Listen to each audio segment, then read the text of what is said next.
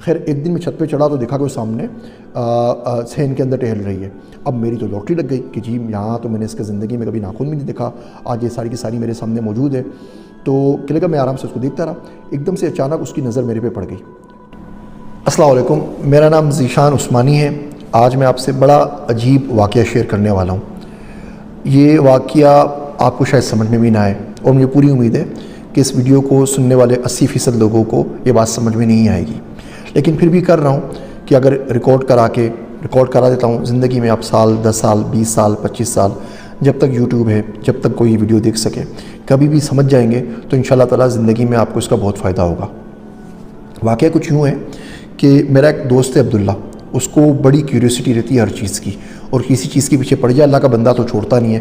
وہ بارہا اس کو سمجھایا کہ بھئی چھوڑ دے، اپنا کام کرے، لیکن بس کو لگ جائے تو لگ جائے، پھر اس نے کس کی سننی ہے۔ تو اس نے اخبار میں ایک نیوز دیکھی کہ ایک بارش بزرگ ہیں، تقریباً 78-80 سال کے، رکشہ چلاتے تھے، اور انہوں نے رکشہ میں پیچھے کوئی سواری تھی، 15-16 سال کی کوئی لڑکی تھی، اس کے ساتھ کوئی بدتمیزی کرنے کی کوشش کی، تو لوگوں نے پکڑ لیا، پکڑ کے ان کے کپڑے شپڑے پھاڑے، ان کو مارا، منہ کالا کیا، اور ان کو جا کے تھانے میں جمع کروا دیا۔ تو وہ میرے پاس آیا نیوز لے کے، کہنے لگا دیکھو یار ڈاکٹر صاحب، یہ جو بندہ ہے اس کی شکل سے کہیں نہیں لگتا کہ بندے نے ایسا کوئی کام کیا ہوگا، مطلب کوئی 15-16 سال کا لڑکا لونڈا لپاڑا یہ کام کرے سمجھ میں آتا ہے؟ یہ تقریباً 80 سال کے بارش بزرگ آ رہے ہیں، سجدے کا نشان ہے پیشانی کے اوپر، یہ ہوا کیا ہے کچھ سمجھ میں نہیں آ رہا۔ تو میں کہا بھائی میں تھوڑی جانتا ہوں، مجھے کیا پتہ، جان چھوڑ اس کی۔ کہہ رہے نہیں جی مجھے معلوم کرنا ہے۔ خیر اس نے فون شون لگائے، اس کے ایک دو دوست ادھر ادھر پولیس میں نکل آئے، وہ جیل میں بابا جی کے پاس پہنچ گیا، تو ان سے دوستی کی، ان سے بات چیت کی، تو مجھ سے پوچھا کیا ہوا، تو کہہ رہے میں تو بڑا خوش ہوں، میں تو اللہ کا شکر ادا کر رہا ہوں کہ کام ہو گیا۔ بولے حضرت کیسی بات کر رہے ہیں آپ، اتنی رسوائی ہو گئی، منہ کالا ہو گیا، اخباروں میں نام آ گیا، بریکنگ نیوز چل گئی، آپ خوش ہیں؟ تو کہہ رہے ہاں اس دن کا انتظار تھا مجھے پچھلے 53 سالوں سے۔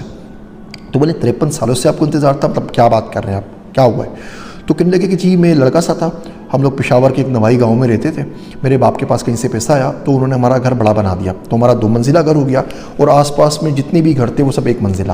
میری عمر کوئی زیادہ نہیں تھی، 18 19 20 21 سال کی میری عمر تھی، وہ اس قسم کی عمر ہوتی ہے شرارتوں کی۔ تو میرا محبوب مشغلہ بن گیا کہ میں چھتوں پہ چڑھ کے باقی لوگوں کے گھر میں جھانکتا تھا۔ اب سب غریب لوگ تھے تو وہ ایک کمرے کے اوپر چھت ڈال دیتے تھے، باقی بڑا سارا صحن ہوتا، واش روم ہوتا، تو اس پہ کوئی چھت نہیں ہوتی تھی، بس میں لوگوں کو دیکھتا رہتا تھا کہ وہاں پہ کسی طرح دیکھوں۔ کچھ عرصے بعد ہمارے محلے میں گھر کے سامنے کوئی نئے لوگ آئے، تو اس میں ایک بچی آئی، تو اس کی آنکھیں بڑی اچھی تھیں۔ اب میں آنکھیں دیکھ کے بالکل اس کے اوپر، وہ عمر بھی ایسی تھی، بالکل فریفتہ ہو گیا کہ کیا خوبصورت ہوگی، لیکن وہ بچی جو تھی پورا کا پورا وہ برقع کرتی تھی، نقاب لیتی تھی، ہاتھ میں دستانے، پاؤں میں بھی موزے، تو کچھ بھی نظر نہیں آتا تھا، تو مجھے بڑی تمنا تھی۔ خیر ایک دن میں چھت پہ چڑھا تو دیکھا کہ وہ سامنے صحن کے اندر ٹہل رہی ہے۔ اب میری تو لاٹری لگ گئی کہ جی یہاں تو میں نے اس کے زندگی میں کبھی ناخن بھی نہیں دیکھا، آج یہ ساری کی ساری میرے سامنے موجود ہے۔ تو کیا لگا، میں آرام سے اس کو دیکھتا رہا، ایک دم سے اچانک اس کی نظر میرے پہ پڑ گئی، تو بالکل وہ بیچاری شرم کے ہمارے پتھر کی بن گئی۔ اس سے کچھ نہیں بولا، لیکن میں اس کی آنکھ میں موٹے موٹے آنسو دیکھے۔ اب پتہ نہیں اس کی آنکھ میں کیا بات تھی کہ مجھے بہت گھبراہٹ ہوئی، تو میں بھاگ کے نیچے اپنے گھر کے اندر آ گیا، اور مجھے بخار چڑھ گیا۔ 4 دن تک میں بخار میں تپتا رہا۔ 4 دن کے بعد جب میں واپس اٹھا، لوگوں سے پوچھا آس پاس میں، پتہ چلا کہ وہ لوگ کرایہ دار تھے اور مکان چھوڑ کے کہیں چلے گئے۔ اس دن کے بعد سے مجھے لڑکی نہیں ملی، لیکن میرے دل میں ڈر بیٹھ گیا کہ اس بندی نے مجھے خاموش بددعا دی ہے، اور یہ ایک نہ ایک دن اپنا اثر ضرور دکھائے گی۔ اس دن سے میری زندگی چینج ہو گئی، میں نے ساری الٹی سیدھی حرکتوں سے توبہ کی، نماز کا صوم صلات کا پابند ہو گیا، اچھی طریقے سے زندگی گزاری، پڑھا لکھا، جاب کی، شادی ہوئی، بچے ہوئے، بچے بڑے ہو گئے، سب کچھ اپنے گھروں پہ چلے گئے۔ پھر میں رکشہ چلانا شروع کر دیا۔ اب کیونکہ میں بزرگ تھا، بوڑھا تھا، میری سفید داڑھی تھی، تو لوگ ٹرسٹ کر کے زیادہ تر بچیاں میرے پاس ساتھ اسکول بھیجا کرتے تھے۔ زندگی آرام سے چلتی رہتی تھی، اور یہ بات میرے دماغ سے بالکل نکل گئی۔ پھر ایک دن اچانک کیا ہوا کہ یہ لڑکی آئی، یہ بھی کوئی 15-16 سال کی بچی تھی، 9ویں کلاس کی، لیکن پتہ نہیں جب یہ رکشہ میں آ کے بیٹھتی، میں بیک میرر میں اس کو ضرور دیکھتا، اور میں خود اپنے آپ پہ کنٹرول نہیں کر پاتا۔ تو ایک دن میں اسی طرح لے کے جا رہا تھا اس کو، اس کی ساتھ والی سہیلیاں نہیں آئی، اکیلی تھی، تو میں نے راستے میں رکشہ روک دیا۔ اس سے پہلے میں کچھ کرتا، لڑکی نے شاید گھر میں شکایت کر دی ہوگی کہ مجھ پہ آواز مارتا ہے، مجھے پیچھے سے دیکھتا ہے، تو اس کے رشتہ دار وغیرہ آ گئے، انہوں نے مجھے پکڑا، اور میں اس طریقے سے جیل میں آ گیا۔ تو کہہ رہے ہیں یہ بددعا تھی جو 53 سال پہلے میری طرف چلی تھی، لگی نہیں تھی، اس کا 53 سال سے میں انتظار کر رہا تھا، اور اگر اب یہ نہیں لگتی تو آخرت میں میرے ساتھ بہت برا ہوتا۔ تو میں تو اللہ کا شکر ادا کر رہا ہوں، جو کچھ ہونا تھا یہاں پر ہو گیا، اب کم سے کم سکون سے مر سکوں گا۔ اگر آپ غور سے دیکھیں تو ہمارے معاشرے میں یہ بہت ساری خاموش بددعائیں ہم روز کے حساب سے سمیٹ رہے ہوتے ہیں۔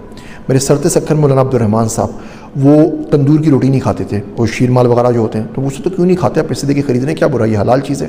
بولتے ہیں بالکل ٹھیک ہے، لیکن انہیں شوکیس میں رکھی ہوئی ہوتی ہیں اور آس پاس چلتے ہوئے لوگ اس کو دیکھ رہے ہوتے ہیں. کتنے ہی غریب لوگ ہوں گے جو بھوکے ہوں گے، جو حسرت سے اس کو دیکھتے ہوں گے روٹیوں کو اور شیر مال کو، اور خریدنے کی سکت نہیں رکھتے ہوں گے. تو اتنی آہیں اور اتنی نظریں جس روٹی پہ رکھی ہوئی وہ مجھ سے نہیں کھائی جاتی. خیر ان کا اپنا ایک تھا. ایک دن میں نے ان سے پوچھا کہ مولوی صاحب اتنی ساری دعائیں سکھاتے ہیں، موٹی سی کوئی بد دعا مانگیں، سکھائیں مجھے نا. کبھی کبھی لوگ بہت تنگ کرتے ہیں اور دل چاہتا ہے کہ بد دعا دوں کہ ان کا بیڑا غرق ہو، کیا کروں. تو ہنسنے لگے. پھر انہوں نے مجھے بولا کہ بیٹا چپ سے بڑی بد دعا کوئی نہیں ہے. جب بندہ بولتا رہتا ہے نا تو قدرت خاموش ہو جاتی ہے. جب بندہ خاموش ہو جائے نا تو پھر قدرت بدلا لیتی ہے، وہ بہت باریک پیستی ہے. ٹائم لگتا ہے آرام سے، لیکن پیستی بہت باریک ہے. تو چپ سے بڑی بد دعا کوئی نہیں ہوتی. تو میں جگت بازی کر کر کے، چھیڑ کے، نعرے فکرے کس کس کے بہت ساری خاموش بد دعائیں سمیٹ رہے ہوتے ہیں. کسی کو ڈانٹ دیا، کسی پہ اتھارٹی اپنی ظاہر کر دی، کسی کو ایئرپورٹ پہ ذلیل کر دیا، اور سمجھ رہے ہوتے ہیں ہم سے کوئی نہیں پوچھے گا. یقین رکھیں اوپر جو ہوگا تو ہوگا، یہ یہاں پر بھی نا اس کا حساب ضرور دینا پڑے گا. وہ شاعر کہتا ہے عدل و انصاف نہیں حشر کے دن پہ موقوف، زندگی خود بھی گناہوں کی سزا دیتی ہے. تو میں بھی جب سے واقعہ سنا ہے میں بھی سوچ رہا ہوں، آپ بھی سوچئے کہ زندگی میں کتنی خاموش بد دعائیں جمع کی ہیں. یاد رکھیے کسی دن کوئی ایسا شخص آپ کی زبان کے نیچے آ گیا نا جس کا اللہ کے سوا کوئی نہیں ہے، تو جانماز بھی آ کے بیٹھ جائے گا، اس کے پاس تو کچھ اور ہے نہیں نا. وہ اپنی آہوں کے حصار میں آپ کی دعائیں راکھ کر دے گا.